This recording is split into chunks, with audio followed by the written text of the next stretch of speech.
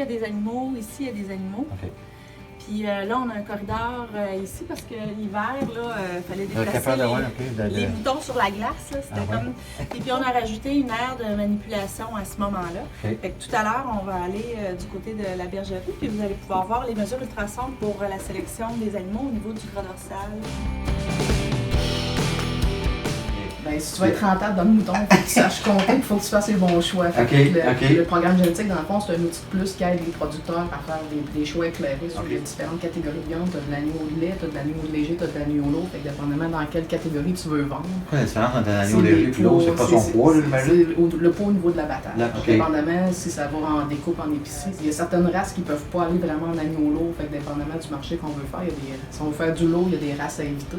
Alors Hélène, on est comme dans une espèce d'espace de confinement. C'est sûr qu'ici, c'est une ferme de recherche avec un statut sanitaire qu'on essaie de garder le plus élevé possible pour éviter que les maladies viennent interférer avec nos résultats de recherche. Fait que dans les fermes régulières, normalement, le survêtement jetable, il ne sera pas là. Mais on encourage fortement les producteurs à faire mettre des bottes pour que vous ameniez pas, pour éviter que vous ameniez des contaminants dans la ferme, mais aussi pour éviter que vous retourniez dans votre voiture avec du fumier collé en dessous de vos chaussures. On est dans la portion qui appartient au CDBQ dans le fond. Exactement, qui est le côté ferme du site. Donc, tu as combien de têtes, on va appeler ça de même? Disons, en frais de brebis, on a environ 400. OK. Avec les agneaux, là, on est plus autour de 700. 700? Ouais. Oh, mon Dieu, quand même, mais ils ne sont pas tous ici, là. Non, on a une autre bergerie. Il y a une autre bergerie en bas. Et tu peux avoir quel âge, là? Lui, a environ 3 semaines. 3 semaines? Oh mon Dieu, c'est un petit bébé, là. Oui. OK, 3 semaines. Il va venir gros comment, lui, là?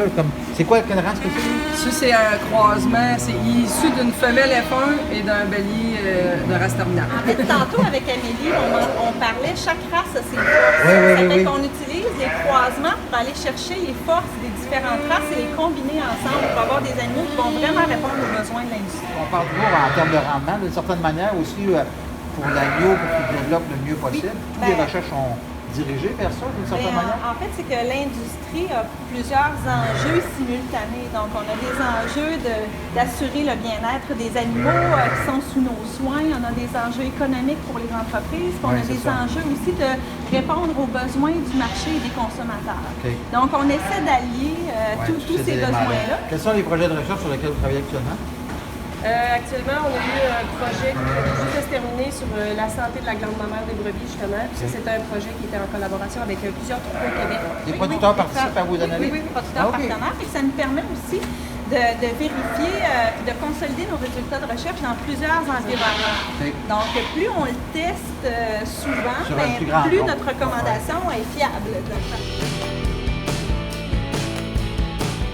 Une zone d'alimentation à la dérobée. À la dérobée. À la dérobée, parce que nos brebis sont gourmandes. Et la moulée qui est conçue pour les agneaux est très appétissante. Alors, il faut s'assurer que les brebis ne sont pas capables d'y accéder. Donc, dans les parcs d'allaitement, donc de mères accompagnées de leurs petits, on fait des zones comme ça où seuls les agneaux sont capables d'y aller. Donc, ça permet de leur réserver l'alimentation qui leur est spécifique.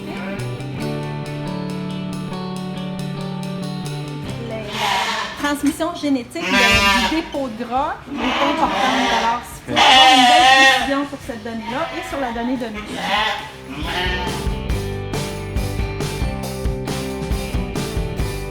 Ici, là, on voit notre épaisseur, et voilà.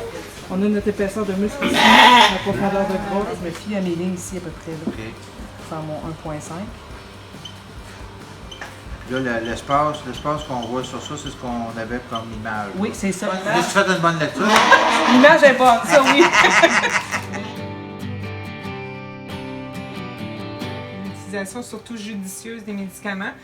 Donc, savoir qu'est-ce qui est bon d'avoir dans une pharmacie ovine. Donc, on en a produit une. Bonjour, mon nom est Gaston Rioux, coordonnateur à la santé ovine du CEPOC. En situation d'élevage, chaque éleveur aura à constituer une pharmacie de base. Est-ce que tu as une durée maximum que tu te donnes pour faire des capsules? Je dirais on essaie un gros maximum 10 minutes, mais je sais que dans l'idéal, c'est 5 à 6 minutes.